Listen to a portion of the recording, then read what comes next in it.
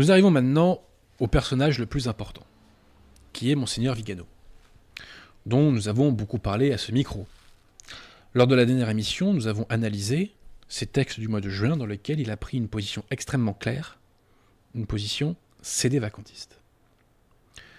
Il s'est fait, depuis lors, excommunier, précisément le 5 juillet, par la secte moderniste. Il s'en est suivi plusieurs choses positives. Dans ma dernière émission, j'évoquais qu'il serait opportun que Monseigneur Vigano assume une jonction publique et officielle avec des clercs et des communautés non-unakum. Il y a eu un pas dans ce sens, puisque sur X, donc anciennement Twitter, Monseigneur Vigano a relayé une vidéo de Monseigneur Sonborn, qui est un évêque non-unakum, évêque américain. Par ailleurs, qui a soutenu Monseigneur Vigano? Eh bien, j'en suis très heureux. De nombreux clercs et laïcs non-unakum, sur Internet, sur YouTube, sur les réseaux sociaux, ont soutenu Monseigneur Vigano. Pour prendre un exemple en France, il y a eu un sermon de l'abbé du Tertre sur la question Vigano. Je vous invite à aller voir le sermon. Vous le trouvez sur la chaîne YouTube Notre-Dame-des-Noms. Ensuite, chers amis, Monseigneur Vigano a été soutenu par le cédé-vacantiste le plus célèbre au monde. Pierre Tirmont, qui est le cédé-vacantiste le plus célèbre au monde selon vous? Monsieur Mel Gibson. Tout à fait. Pierre Tirmont est un vrai, il suit attentivement les rendez-vous de la réaction, donc il a la bonne réponse. Donc Mel Gibson, chers amis, a adressé une lettre à Vigano dont le contenu est 100% cédé-vacantiste. Voici quelques petits extraits de la lettre. Je sais que vous savez que Bergoglio n'a aucune autorité. C'est vraiment un insigne honneur d'être rejeté par la fausse église post-conciliaire. Donc là, on voit le vocabulaire cédé-vacantiste. Je précise que le père de Mel Gibson était cédé-vacantiste. Vous exprimez les problèmes de fond de l'institution qui a éclipsé la véritable église. Allusion à Notre-Dame de la Salette.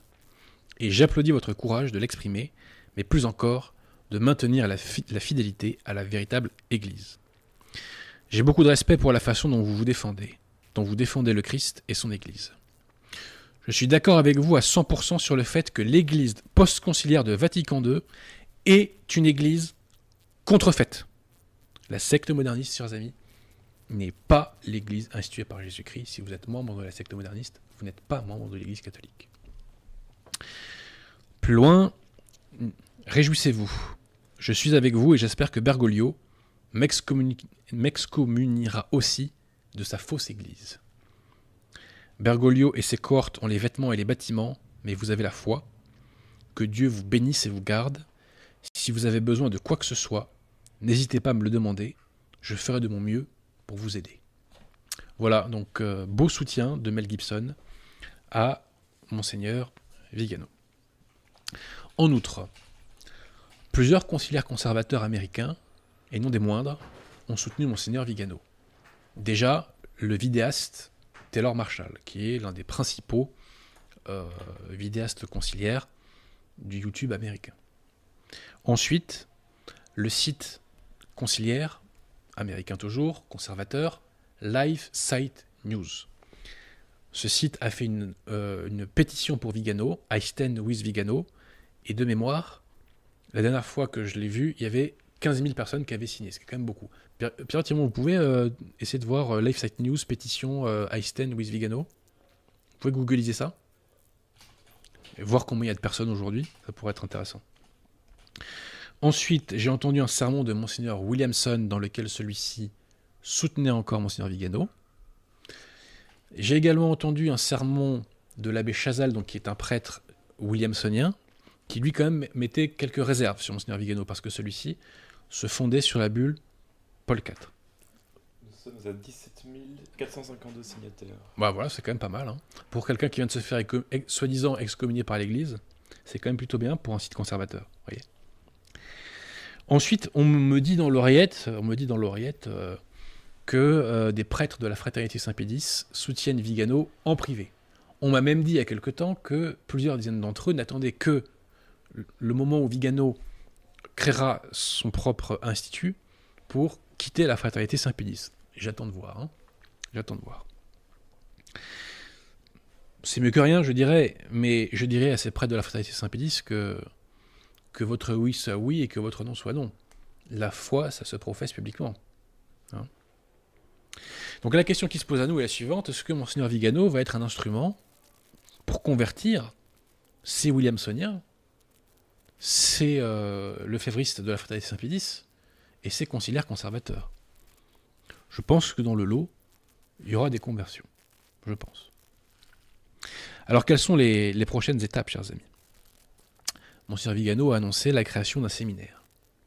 Je pense que ça nécessitera des clarifications sur la question de Nunacum, même si moi je suis sûr qu'il est de Nunacum puisqu'il a dit qu'il n'était pas en communion avec Bergoglio, et sur l'invalidité du rite de consécration épiscopale et globalement de plus ou moins tous les rites inventés par Montini Paul VI.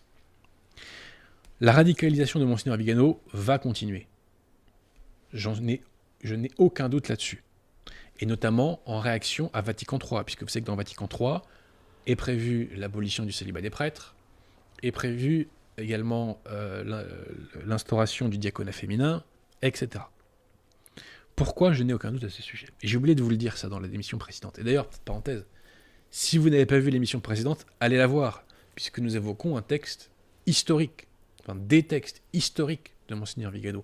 C'est un moment d'histoire que nous avons vécu, chers amis, il y a 2-3 semaines. Bon.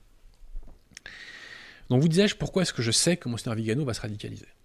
Et j'entends par là pourquoi je sais qu'il finira par dire que tous les pseudo-pontifes modernistes sont des faux papes. Pourquoi je sais qu'il va dire que les rites montiniens sont invalides. C'est très simple. Parce que Monseigneur Vigano, et ça je l'avais repéré depuis déjà très longtemps, utilise ce que j'appelle la méthode Auguste Rodin. Pierre Tirmont, connaissez-vous Auguste Rodin? Auguste Rodin, l'un des plus célèbres sculpteurs au monde. Bref. Quelle était la spécificité de nombreuses statues de Rodin? C'est que Rodin faisait faire un geste à la personne représentée dans la statue, et c'était au spectateur de terminer le geste de la statue. Il y avait un travail sur le mouvement. D'accord ? Bon. Monseigneur Vigano utilise cette technique d'Auguste Rodin.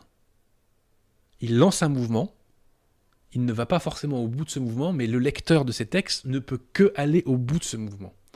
Exemple de mémoire, en 2021, il disait que Bergoglio était un pape, il disait encore que c'était un pape, il le dit plus aujourd'hui, il disait que c'était un pape non catholique, qui n'agit pas comme un pape, qui ne parle pas comme un pape, et dont tout ce qu'il fait est contraire, etc., à la tradition de l'Église, etc.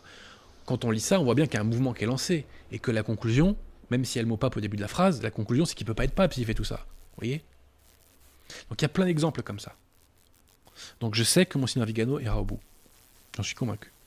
Parce que, je vous le dis, il fait la technique Auguste Rodin, et il finit toujours par monter en puissance.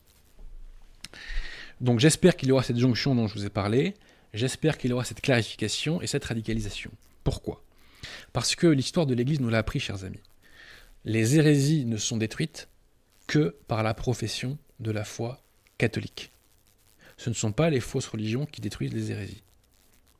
Donc c'est en professant à l'échelle la plus large possible la foi catholique que nous éradiquerons le modernisme. Ce n'est pas en faisant comme la fraternité Saint-Pédis, c'est-à-dire en professant l'hérésie, qu'on éradiquera le modernisme. Donc espérons que Monseigneur Vigano fasse un maximum de conversion. Voilà.